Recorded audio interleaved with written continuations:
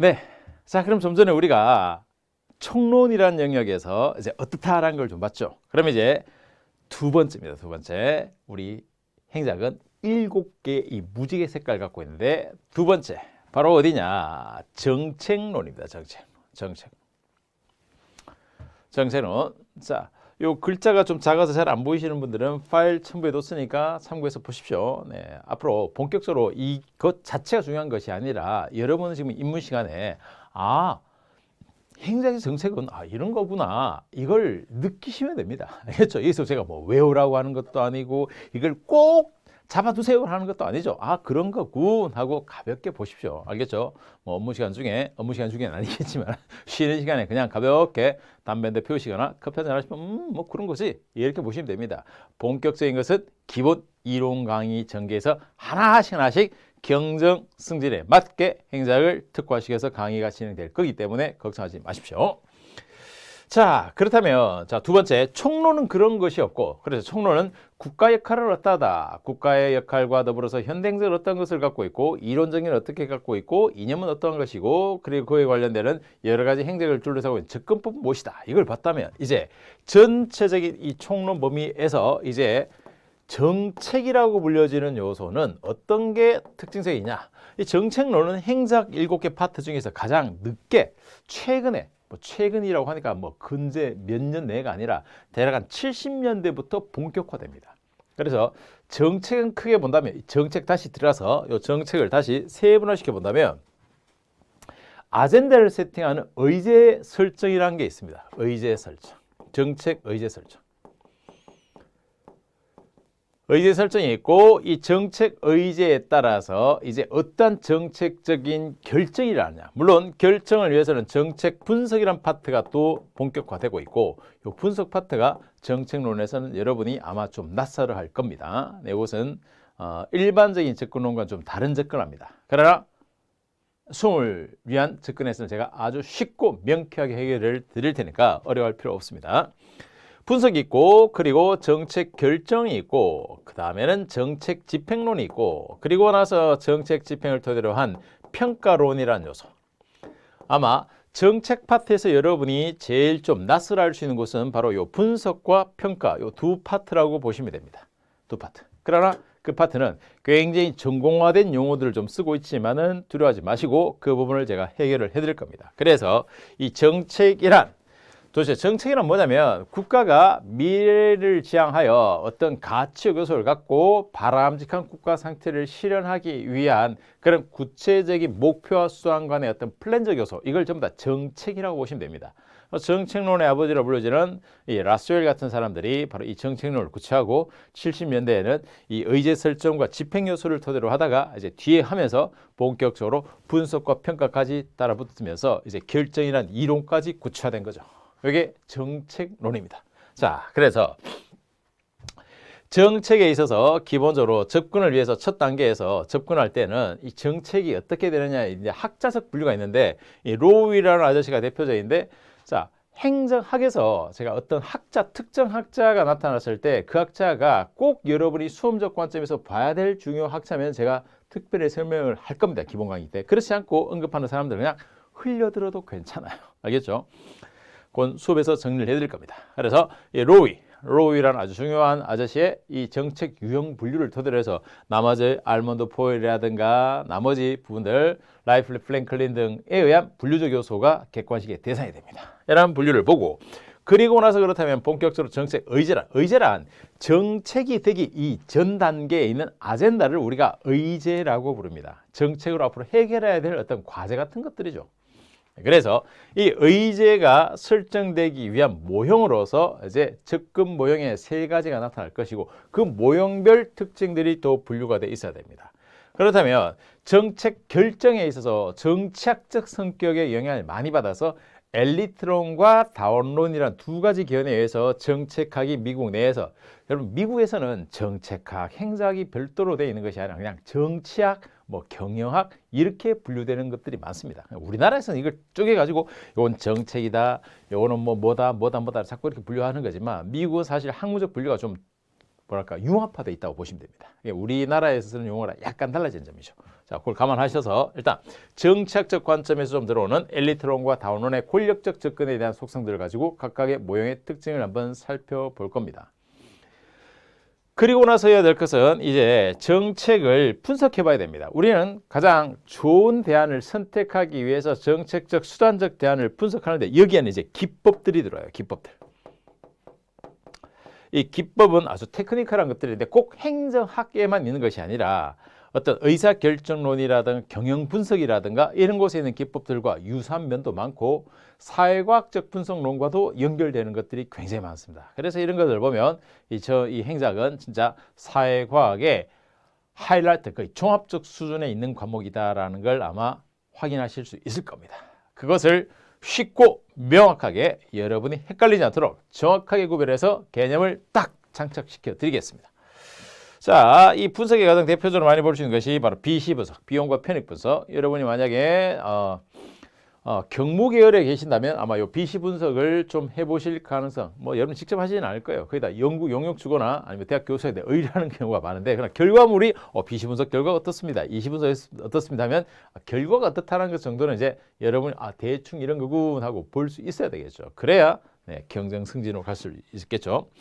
또 이 분석을 위해서는 미래적 예측을 위한 여러 가지 기법들이 들어오는데, 이 기법에는 이제 투사라는 것들도 있고 이론적인 것들도 있고, 이론의 가장 대표적인 것이 바로 뭐냐면 이 실질적인 이 회귀 분석이라고 불려지는 분석들이 좀 합니다. 실제 분석하라고 하지 않을 거니까 걱정하지 마세요. 그러나 의외로 또 이런 요소들을 깊게 하나씩 툭툭 건들면서 경쟁 승진만에 좀 특화되는 영역의 차별적 문제 난이도를 이렇게 구사하기도 합니다. 그래서 하나라도 놓칠 수가 없습니다. 네.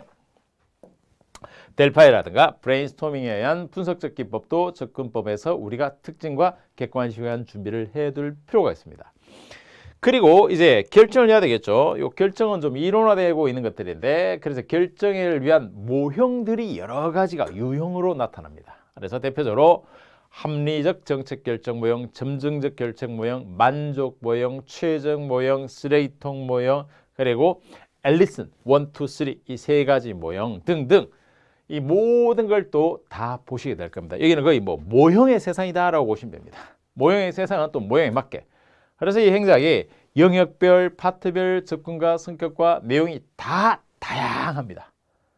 재밌죠? 재밌다고 생각하십시오. 복잡하다고 생각하지 마시고 재밌습니다. 하나씩 한꺼번에 보면 복잡하지만 저와 더불어서 함께 하나씩 딱딱 정리해 놓고 나면 정말 많은 레고 블록들이 이렇게 쌓여있는 아주 뿌듯함을 느끼시게 될 겁니다. 그때 객관식을 이제 구체적으로 접근해 가시면 문제들이 의외로 잘 해결됩니다. 네. 이미 작년에 합격하셨던 분들, 뭐 그분들 저한테 개인적 메시지로 정말 행자하게 바다에서 정말 한 줄기 빛처럼 잘 해결해 왔었다, 이게 맞았다. 네. 당연히 그들이 검증하고 합격하신, 승진하신 그분들이 행작에서 이런 접근이 맞았다, 과거에 뭐 다른 행작 접근을 하다가 고생만 하다가 이제서 길을 받았다, 그런 후기라든가 저한테 뭐 어떤 인사의 메시지를 많이 주시는데 전 당연하다고 생각합니다. 그게 한국 수험 행사에서 제대로 된 행사입니다. 그동안은 그렇지 않았죠. 그냥 브랜드라든가 그냥 뭐 누가 뭐라더라 여기에만 흘려다니다 보니까 나에게 안 맞는 잘못된 행사를 여러분 특히 뭐 연차가 되신 분들은 너무나 고생하신 거예요. 이제 지금 저와 함께 하시는 여러분들은 그런 잘못된 길을 가셔서 고생하지 마시고 제대로 된 길을 뚜벅뚜벅 걸어가셔서 행사의 이 요소들을 다 갖추시면 됩니다. 우리의 목표는 이겁니다. 오늘 입문을 토대로 해서 행작의 각 파트별로 무엇을 왜 어떻게 학습하는지 이런 게 있겠구나라는 걸 알고만 계셔도 굉장한 선물이 될 거라고 확신합니다. 자, 그럼 오셔가지고 이 정책 집행도 이 이론으로서 모형화됩니다. 그래서 보통 1세대 집행론, 2세대 집행론, 3세대 집행론에서 유형화시켜 주는데, 오늘날 집행론의 하이라이트는 바로 통합적 접근에 있습니다. 네, 수험에서 앞으로 기본 이론에서 볼 겁니다. 그리고 이걸 위한 정책 실험과 또 평가라는 요소를 갖습니다. 사실 실험은 평가에서만 하진 않는데 다수가 이론이 평가와 연결되기 때문에 제가 평가 부분에 배치를 시켜드린 겁니다. 제가 갖고 있는 행작의 편집 교재의 이 교재 기본서의 편집 순서가 초반에 제가 행작 강의를 처음 하는 아주 옛날에는 그게 뭐야, 너 왜 이런 식으로 편제를 구성했어? 라는 이야기를 주변의 강사분들한테 많이 들었었는데 지금은 어떻습니까? 저의 편제와 이 접근과 이 순서가 바이블이 됐습니다. 이게 기준이 됐어요. 그리고 모든 강사들이 저를 따라서 하고 있습니다. 뭐다? 제가 잘났다가 아니라 올바른 길이기 때문에 함께하는 거예요, 결국은. 그렇죠? 잘못된 접근이 아니라 이 편제라는 요소들도 왜 이 실험이 여기 위치하느냐? 편제와 행작적 논리상 이곳에 위치하는 게 가장 타당해서 그렇습니다. 가끔씩 보면 이 책은 이게 저기인데 제 책은 왜 저기 있습니까? 라고 질문하신 분이 있는데 자 보는데 그 책이 약간 전공적 수준에서의 접근에 논리적인 체계성이 약할 수가 있습니다. 결론적으로 시험에 접근해 가서 보시면은 이게 왜 이곳에 위치한지가 딱 보이실 겁니다. 네, 그래서 이 편제라든가 순서에 대해서 너무 의구심을 갖지 마십시오. 분명히 목차만 보셔도 뭐 교문대 같은 데 가서 제 교재 기본서와 다른 기본서 비교해 보셔도 어떤 목차가 더 일관되고 더 체계적이고 학문적 깊이를 갖고 있는가, 객관식이 적합한가는 드러날 겁니다. 그건 이미 팩트로 구체화되어서 출간됐기 때문에 이런 것들은 분명히 자명하려고 생각합니다. 그래서 너무 이런 작은 디테일한 요소가 이 책은 이 페이지가 들어가 있는데 저기는 왜 들어가 있습니까? 여기 왜 이렇게 돼 있습니까? 라는 부분에 대해서는 의구심을 갖지 마시고 일단 강의를 진행하면 그런 부분들은 해결이 됩니다. 걱정하지 마십시오. 자, 그래서 실험은 우리는 평가라는 파트에서 보시게 될 겁니다. 그래서 여기서 준실험은 어떻고 진실험은 어떻고 비실험은 어떻고 그래서 타당도는 어떻게 구성되고 신뢰도는 어떻게 구성된다. 네, 다 보시게 될 겁니다. 그러면 정책이 완성됩니다. 벌써 7분의 2가 진행됐습니다. 행작이 이런 거예요. 자, 그럼 정책 다음 세 번째 파트는 뭐냐? 앞에 총론, 정책, 조직 이 세 가지가 수험적 비중이 상대적으로 좀 더 크다라고 말씀드렸습니다. 40문제 중에서 바로 세 번째로 볼 수 있는 것은 조직론입니다. 조직론. 파트 3 조직입니다.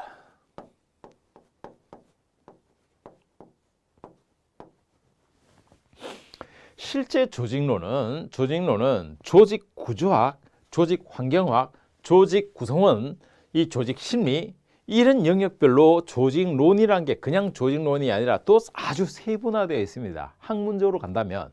그러나 우리가 수험적으로 전환한다면 이런 요소들을 좀 반영해서 조직에서 필요한 과연 구성원은 어떠하냐, 즉 인간이라고 제가 이름을 넣어놨는데 이 구성원은 어떠하냐, 그리고 조직에서 아주 중요한 이 구조는 어떠하냐, 이 두 가지가 수험에서는 세 개의 가장 결합적인 요소면서 행사에서 측정하고자 하는 요소이기도 합니다. 그래서 조직론 하면 여러분 미리 컨셉으로서 구성원, 즉 인간은 어떠하냐, 그 안에 있는 그 구조는 어떠하냐, 그리고 환경과의 관계가 어떠하냐, 이 세 가지가 아주 필수적인 조직론의 3대 요소라고 보시면 됩니다. 이들이 이제 다양하게 결합해 가는 거예요.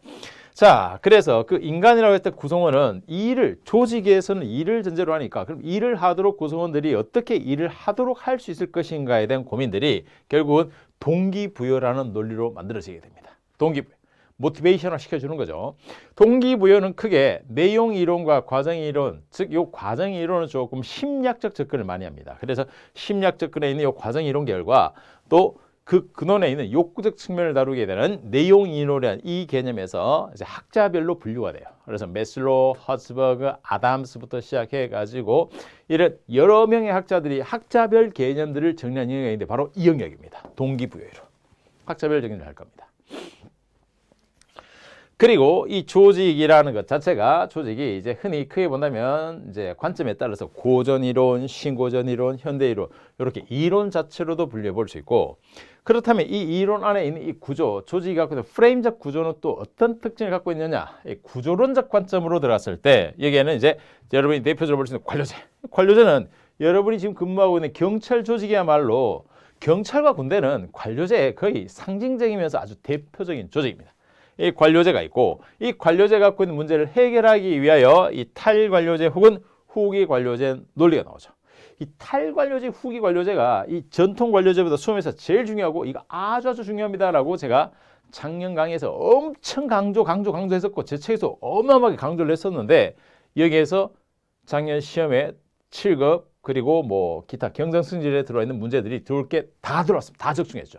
대표적으로 볼 수 있는 것이 바로 이 관료제 요소의 탈관료제화되어서 나타나는 경향을 나타내는 가장 대표적인 것이 바로 뭐냐면 블랙버그 매니페스토, 블랙버그 선언이라 불러지는 것들인데 제 책에만 있었고 유일하게 적중했습니다. 다른 책들은 빠졌었죠. 그래서 뭐 노량교 수험가랑 곳곳에 난리가 났었는데 이처럼 특화되는 영역들을 여러분에게는 아주 특별히 더욱더 알려드릴 겁니다.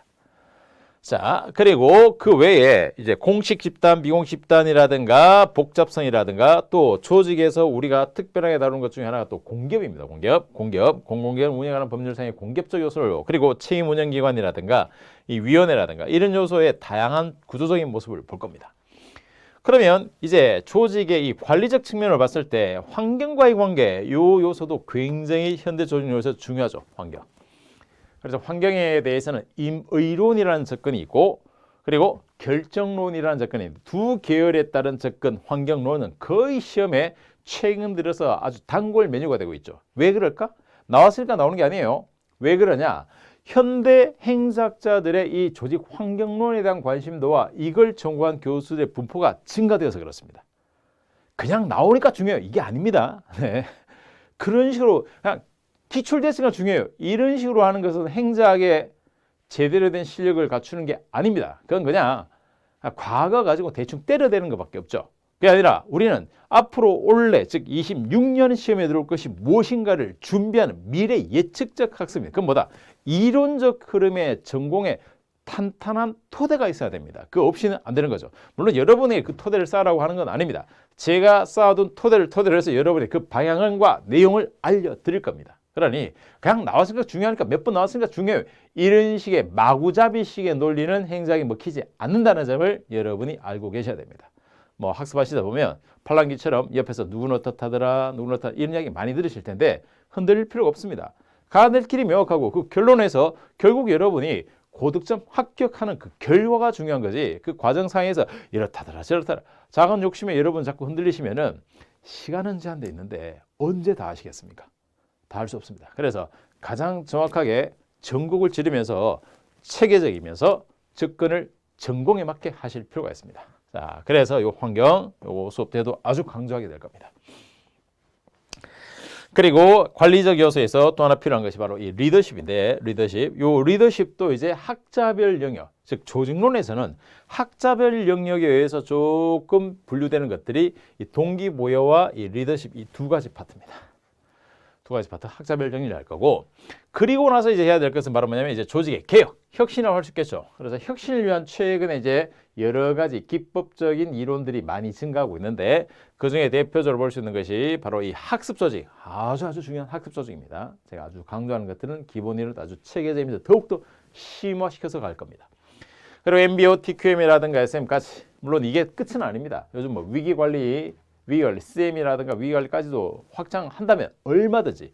그래서 지금 보여지고 있는 이 매핑화되어 있는 곳에 있는 것은 아주 필요적 기본적 요소들이지 이게 끝이다는 아니에요.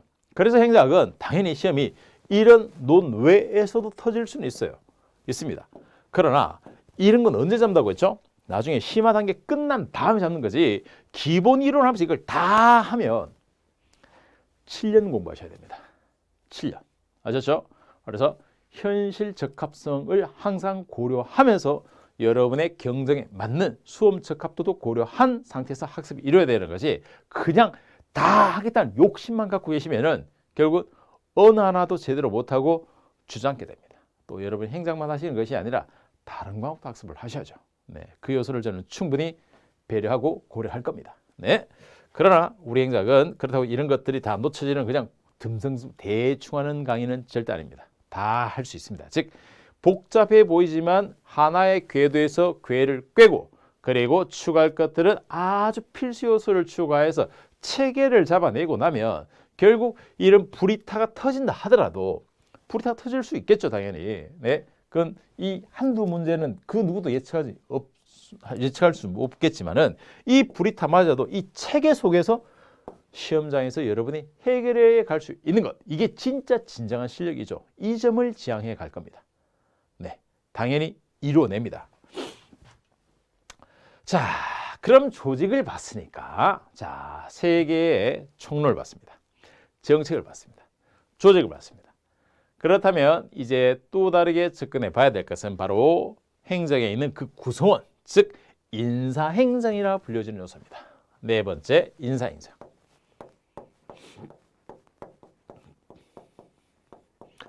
이 인사행정 파트는 일반 경영에 있는 노무인사라는 개념과도 좀 많이 내용적으로 접근을 같이 합니다. 궤도를 같이 하는 거죠. 그래서 행자라는 범위에서 자르니까 그렇지만 사실 범학문적 측면에서 보면은 유사해질 수밖에 없습니다. 그래서 이 과목은 확장성도 좋고 굉장히 심화시키기도 좋은 아주 특별한 과목이죠. 네, 만만하게 볼 과목은 아닙니다.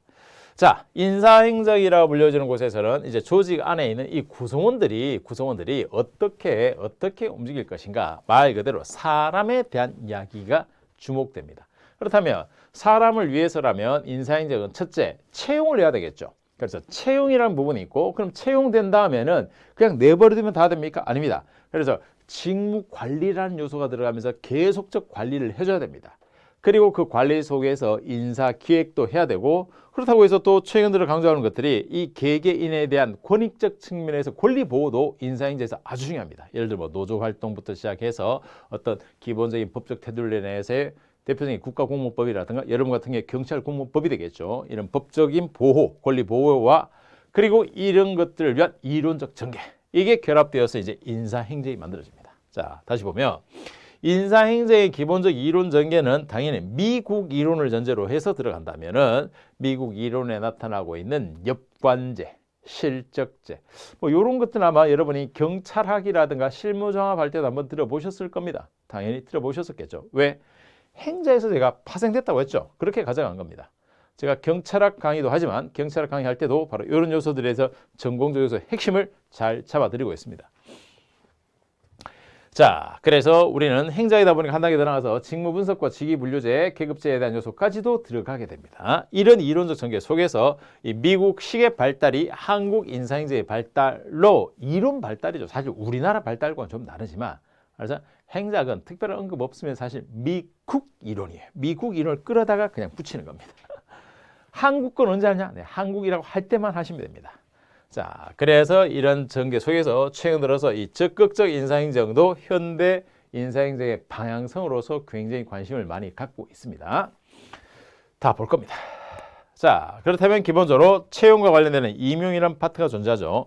현실에서는 계획을 짜고 거기에 대한 적합한 사람을 뭐 시험을 쳐서든 혹은 특별 임용을 해서든 들어오게 되는 이 모집이라는 단계까지 가고, 그리고 그 외에 이 모집에서 또 하나 객관식에서 좀 중심을 두는 것은 시험을 전제로 한다면 시험에서 있는 이 시험적 문항의 이 타당도와 신뢰도라는 부분들이 문항 구성에 있어서 이론적으로 굉장히 중요해집니다. 이 부분까지 한번 접근을 합니다.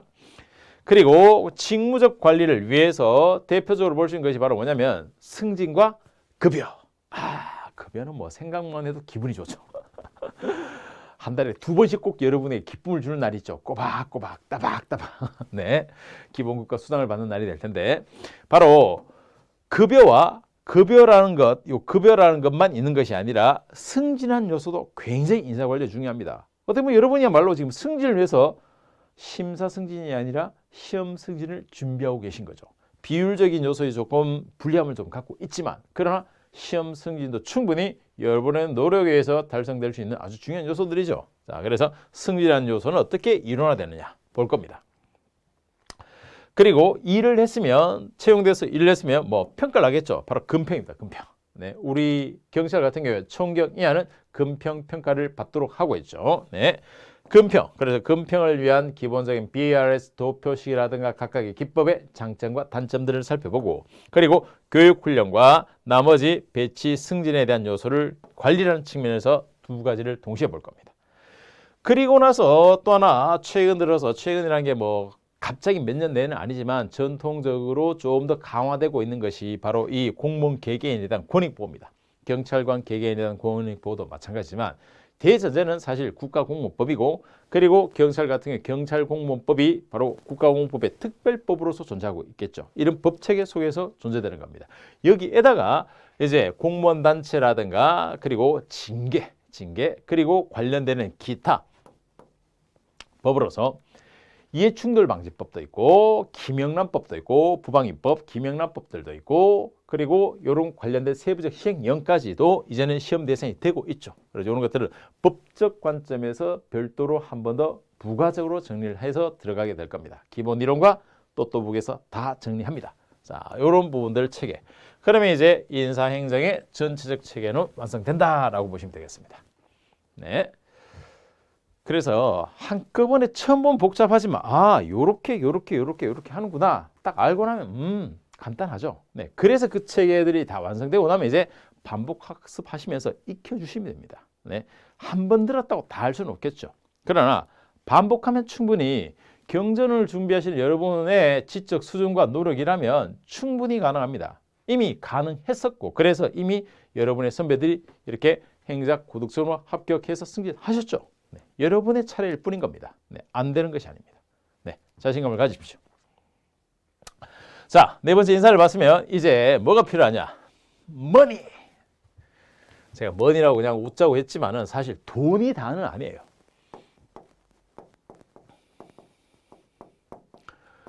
재무행정이라는 것은 사실 재정학이라는 것과도 연결되는데 뭐냐면 재무적 관점의 정책적 요소가 재정이라고 불려지는 거고 이거는 재무라는 것은 돈에 대한 관리적 측면을 좀 더 강조할 때 재무라고도 불러줍니다. 근데 실제 현실에서 우리가 수험적으로는 대한민국 재무행정의 내용은 재무 안에 예산이라는 게 있고 그리고 세입과 세출이라는 것이 있고 그리고 물자에 대한 관리라는 것, 조달이라는 것 이런 여러 가지 요소가 다 갖춰집니다. 하지만 현실적으로 수험적으로 제일 재무행정하면 바로 예산이다.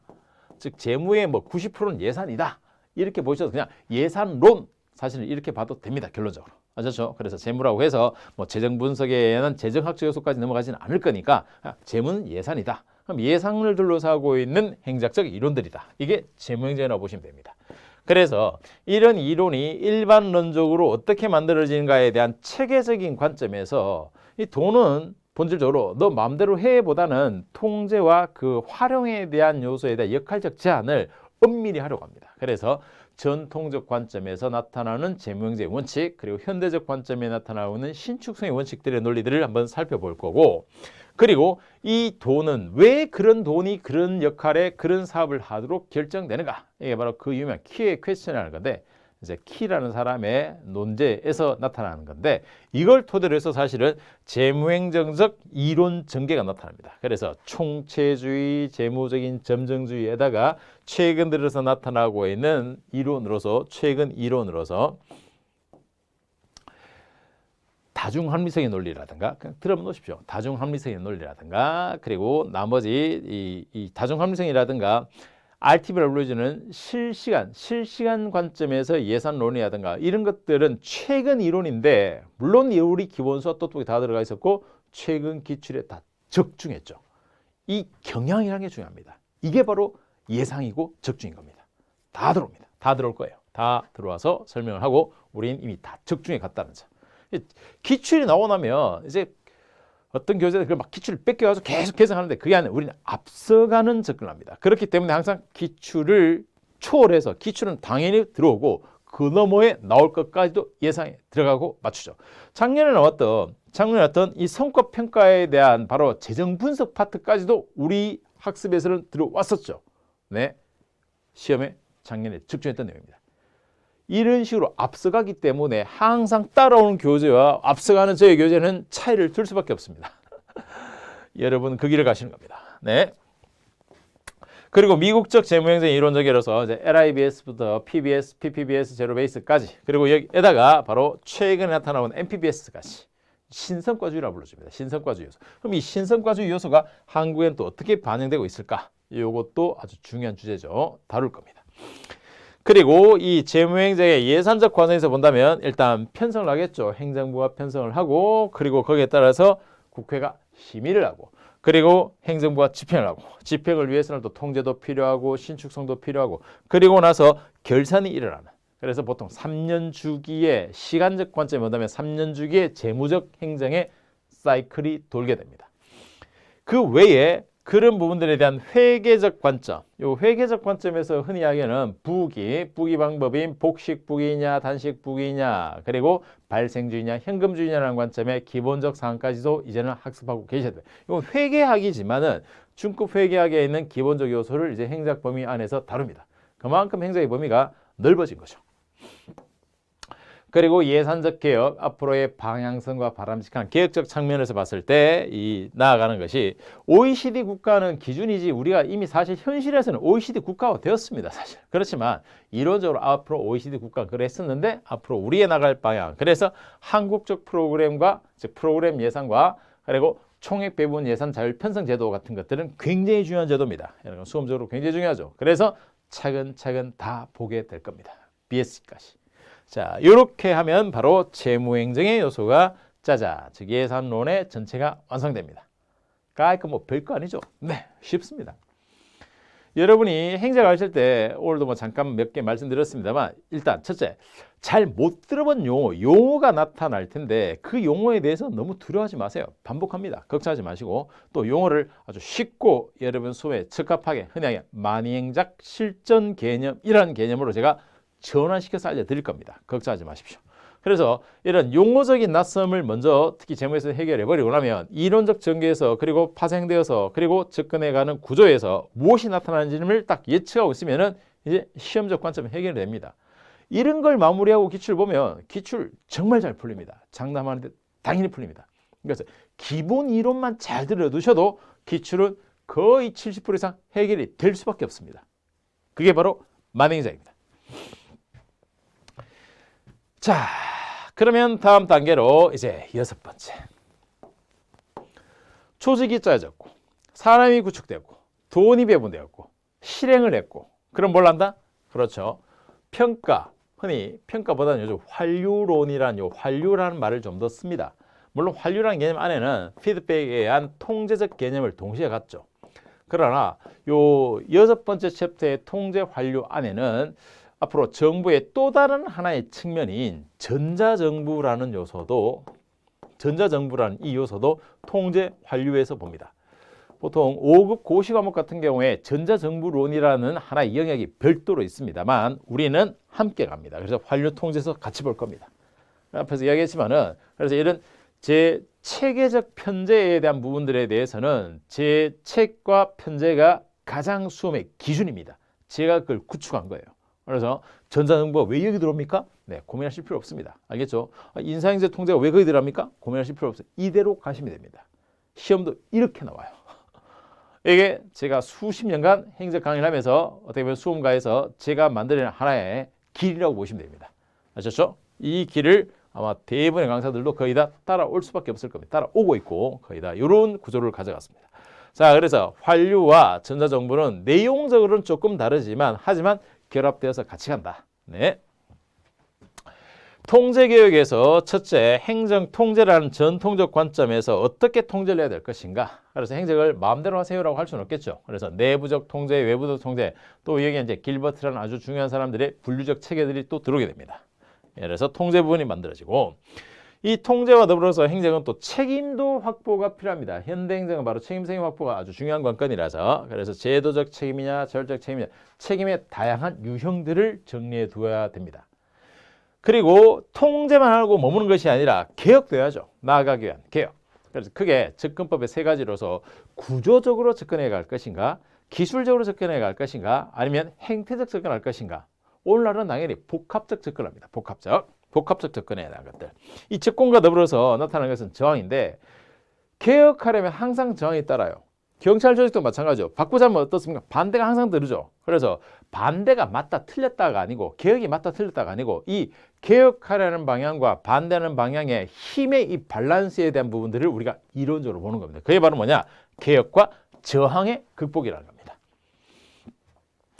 그럼 한국은 도대체 어떻게 되냐? 바로 여기서 한국의 구체적인 우리의 현실의 모습들, 뭐 조직 개편이라든가 정부 구조의 모습이라든가 여기 한국 정부 개혁에서 보시게 될 겁니다. 한국 정부 개혁에서 최근 들어서 각 외청들이 만들어지고 있죠. 네. 뭐 재해동포청이라든가 항공우주청이라든가 국가유산청이라든가 이런 청들이 만들어지는 것들도 사실은 구조개혁적인 정부개혁이라는 모습에서 보시면 됩니다. 또 정권이 바뀌거나 할 때마다 항상 우리는 구조적인 부분을 바꿔왔어. 그래서 뭐 무슨 정부라는 모습을 갖고 있는데 이것도 네, 시험 대상으로 됩니다. 하지만 이 부분은 원래 25년도가 아시다시피 아주 국가의 계엄이라는 비상계엄이라는 아주 특별한 사건이 터졌고 그걸 토대로 해서 아직 조금 혼동기를 갖고 있는데 그렇다면 이 부분들은 이제 시험에 들어올지 안 들어올지에 대해서는 이건 시사적으로 제가 그 부분들을 학습을 쭉 해가면서 시험 직전까지 판단해 드리도록 하겠습니다. 그래서 너무 이런 부분에 이거 바뀌었으니까 나오고 바뀌었으니까 어떻고 그렇게 안달복달 하실 필요 없습니다. 나올 만한 요소들을 딱 정리해서 네이버 카페 만행자 같은 곳에 주기적으로 딱딱 정리해서 올려드릴 테니 그것만 잠깐 보시면 됩니다. 네, 걱정하지 마십시오. 자, 그리고 또 하나의 축인 바로 이 전자정부 요소. 그래서 전자정부도 아주 중요한데 이 전자정부와 관련되어 가지고 세 개의 아주 중요한 법들이 있습니다. 그 세 법들을 토대로 해서 물론 전자정부에 구축되고 있는 PMIS에서 이루어지고 있는 즉 학습 조직의 전자정부적 구현이 PMIS다라고 보시면 됩니다. 이걸 보통 뭐 행정정보관리 체계라고 많이 불러주는데 이게 근거가 되어서 이제 전자정부에 대한 빅데이터라든가 새로운 기술, 흔히 이야기하는 바로 이 4차 산업혁명과 관련되는 행정의 정책적 방향의 전자적 요소들이 결합되는 거죠. 여기도 굉장히 시사적이면서 용어적 요소를 많이 갖습니다. 네, 그 특징에 맞게 기본 이론의 학습을 해서 차근차근 정리를 다 해드리도록 하겠습니다. 이 부분은 전자정부론의 이 부분은 사실은 과거 기출이 필요가 없습니다. 사실은. 왜 그러냐면 이미 기술적 요소가 이론을 뛰어넘는 부분이 여기에요. 그럼 무엇이 기준이냐? 현실적 기술적 요소가 더 기준이 됩니다. 그리고 제도적 요소가 더 기준이 됩니다. 객관식 판단에서도. 그러니까 이 부분은 옛날엔 맞았는데 지금은 틀릴 수가 있는 겁니다. 이게 행정이 갖고 있는 또 다른 참 재밌는 요소죠. 물론 여러분이 처음 이런 기준을 없이 보면 혼동하기 쉬운 곳이기도 하죠. 그걸 딱 기준을 잡아서 어디를 봐야 되고 어디를 컷해야 될지 무엇을 버리고 무엇을 선택해야 될지를 다 알려드릴 겁니다. 네, 여기는 미래지향적 파트입니다. 네. 자, 그 다음 하나 볼 수 있는 것은 이제 마지막으로 7번째.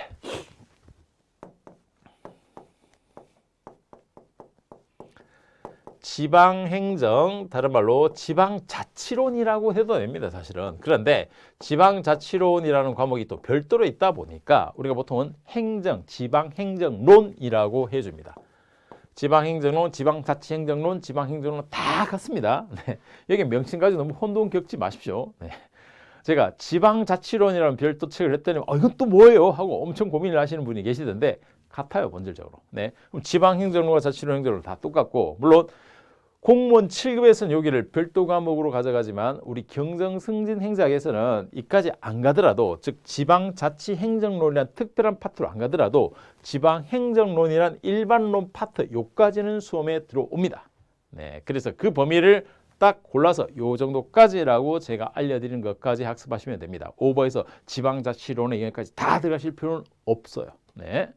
자, 이 지방행정론은 우리가 앞에서 봤던 총론부터 쭉 해서 좀 전에 통제론까지 봤던 이 6개 파트가 지방이라는 지역이라는 요 특징적 요소 속에서 구현되는 겁니다.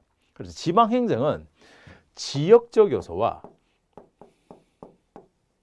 주민이라는 요소와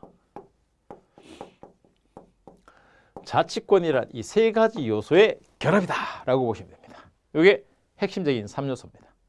물론 부가적 요소도 있죠. 뭐 재정이라든가 자치행정이라든가 자치 영역에 대한 것들이라든가 있지만 자치 기능까지 있지만 그건 논외로 하고 요걸 중심으로 보시면 됩니다. 그래서 지방행정이 갖고 있는 기본적 전개과정, 역사적 전개, 이론 전개과정인데 오늘 하는 바로 신중앙 집권 이후에 신지방 분권의 요소를 전제로 해서 시험 문제들이 들어오게 될 겁니다.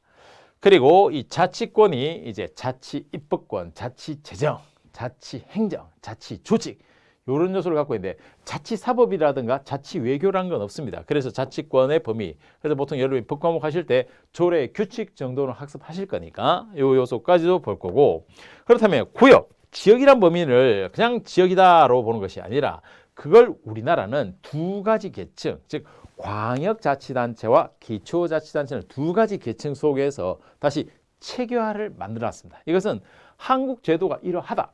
자, 요 지방행정은 한국적 요소가 굉장히 많습니다. 미국 이론 요소는 좀 약해요. 이제부터 우리 이야기를 할 겁니다. 그래서 광역과 기초, 물론 그 사이에 또 특별지방자치단체 요소도 갖고 있는데 그 속에서 이제 구역이 범위를 만들어지겠죠. 그럼 그 범위 속에서 다루는 기관들은 크게 본다면 집행기관인 지방자치단체장과 거기에 따른 견제, 지방의회 역할. 그래서 의회와 견제의 장을 어떻게 구성할 것인가를 가지고 그게 기관 통합형입니까? 기관 대립형입니까? 이론적으로 나눠지는데 최근 지방자치법이 2022년에 개정되면서 어떻게 했느냐? 원래 우리는 기관 대립형이었습니다. 대립형이 뭔지 나중에 하겠습니다. 그럼 들어놓으십시오. 그런데 지방자치법이 개정되면서 이제 기관 통합형까지 할 수 이 기관의 이 유형을 선택할 수 있도록 확장했습니다. 그래서 아직 형실적으로는 기관 대립형이 절대 다수지만 통합형이라든가 의회형 같은 것들이 나타날 가능성도 있죠. 그래서 이 점도 아주 미래적 요소로서 잘 봐둘 필요가 있습니다. 그리고 그 장 밑에 있는 보조기관과 의회의 각각의 권한관계는 지방자치법적 요소로서 견제와 균형의 원리를 잘 캐치하고 있어야 됩니다. 여기에 들어오는 기본적 흐름을 볼 겁니다. 그리고 그 지방자치단체가 해야 될 사무들, 그 사무는 크게 본다면 한국은 고유사무와 단체위임 사무와 기관위임 사무라는 요 세 가지로 나눠집니다. 각각의 특징과 사례들이 무엇인지 정리할 겁니다. 그러면 또 지방자치단체가 활동하기 위한 돈, 바로 재정입니다. 재정. 이 재정이 지방자치는 조금 복잡한 게 국가의 재정, 중앙의 재정을 토대로 한 지방 재정에 내려온 것들도 있고 또 지방의 고유의 자치적인 재정적 요소들도 있고 또 지방이 다시 위에 있는 광역자치단체와 그리고 기초자치단체 사이에서 또 재정적 역할의 교류가 있고 이렇게 좀 복잡해집니다. 복잡해져도 제 강의 들으시면 충분히 쉽게 연결하면서 딱 명쾌하게 정리할 수 있습니다. 쉽고 명쾌한 정리, 바로 만행자이죠. 자, 그 중에서 원래 조금 더 제가 강조해 드리는 것은 이 지방교부세입니다. 이 교부세 부분을 잘 주목해 둘 필요가 있습니다. 기본 이론 강의 때 아주 상세히 할 겁니다. 자, 그 외에 이제 주민의 역할인데 이 주민의 역할은 하나하나의 제도적 역할로서 다 볼 필요가 있습니다. 주민 참여 예산제부터 시작해서 주민 투표, 주민 소환, 주민 발안, 조례 제정 개표 청구까지 이 요소들이 다 갖고 있는 요 각각의 특징적 요소들을 법적 관점에서 정리할 필요가 있고 그렇다면 이제 각 지방 정부 간의 관계, 그냥 광역과 광역의 관계, 기초와 기초의 관계, 기초와 광역의 관계, 그리고 중앙과 기초의 관계, 기초와 중앙과 광역의 관계. 이 관계가 바로 IGR, Intergovernmental Relationship이라고 그러죠. IGR, 바로 정부 간 관계라는 요 논리에서 들어오게 됩니다. 그럼 이들 사이에는 관계적 역할의 제도화도 필요하고 분쟁에 대한 조정도 필요하고 갈등 해결 장치들도 필요하고 그리고 어쨌든 중앙정부 범위 안에 지방행정부지 지방정부를 독립시키지는 않습니다. 그 범위 안에서 어떻게 전체적인 제도를 조화를 이룰 것인가 한국적 제도의 특징들 그래서 제도적 역할과 이론적 전개에 대한 부분들의 정리가 꼭 필요합니다. 여기도 2022년 지방자치법 개정되면서 확장되는 새로운 제도가 꽤 많이 들어왔습니다. 이걸 반드시 수험적 각도에서 준비하고 계실 필요가 있습니다. 자, 이렇게 해서 지방행정 파트가 구성됩니다. 그래서 행작은 한글로 되어 있지만 여러분이 혼자 글자를 읽어서 되는 것이 아니라 강의를 토대로 해서 정확하게 길을 정확하게 내비게이션을 따라 딱딱딱딱 따라가시면 충분합니다. 그 내비게이션의 역할이 바로 만행자입니다. 앞으로 행작에 있어서 여러분에게 전공 수준에 맞게 경정 승진에 특화된 행작으로 쉽고 명쾌하게 가장 명쾌하고 쉽게 전달해 드리도록 하겠습니다. 그럼 여러분은 그걸 그대로 편안하게 일을 하시면서 짬을 내서 공부를 하실 때 그냥 드십시오. 잘 비벼놓은 비변법을 그냥 숟가락 얹어서 드시면 됩니다. 그리고 거기에 따른 복습만 하시면 됩니다. 예습하실 필요 없습니다. 자, 오늘 이 시간을 거치면서 전체적으로 행작이 어떠다라는 걸 쭉 한번 학습해서 보셨을 겁니다. 이제 행작이 좀 감이 오십니까? 네. 2025년 저와 함께 이제 26년 승진 합격을 위해서 경정이라는 아주 높은 자리로 올라가기 위한 시험 승진에서 현실에서는 또 일과 병행해야 되는 제약도 있지만 그 범위를 충분히 고려해서 가장 쉽고 명쾌한 만행작에 맞춰서 전공에 맞는 특화된 행작, 경정 승진만을 위한 행작이 이루어지게 될 겁니다. 그래서 전체 커리는 OT 때도 말씀드렸지만 자, 입문은 기본적으로 그냥 참고로 보시는 거고 기본 이론이 바로 이론적 심화가 동시에 납니다. 이론 그리고 기출에 대한 부분 그리고 그것을 종횡무진 넘나들기 위한 오리지널 심화 아주 중요한 심화가 있습니다. 그래야만 여러분이 실력적 이 깊이를 올릴 수가 있습니다. 그리고 총정리 또또북으로 총정리 과정까지를 하고 그 외에 별도의 뭐 개정사항이라든가 중요 개편이 있을 때는 특강이라는 개념으로 중간중간에 온라인에 업로드를 해드리도록 하겠습니다. 자, 제 인력처를 알려드렸고 카페 주소까지 알려드렸고 이제 여러분은 저와 함께 1년간 지치지 않고 계속해서 열심히 달려가시면 되겠습니다. 자, 그리고 매일매일 다음 카페 승진스쿨에 제가 OX 네이버 카페 만행장에도 매일매일 OX 지문들을 매일매일 이 OX 지문들을 올리고 있으니까 요거 꼭 한번 참고로 보시면 가볍게 한번 보시면 좋겠습니다. 네, 그래서 꼭 2026년에는 김만희 행작 때문에 행작 고득점으로 여러분이 합격하시기를 강의를 토대로 해서 열렬히 응원하겠습니다. 수업에 뵙겠습니다.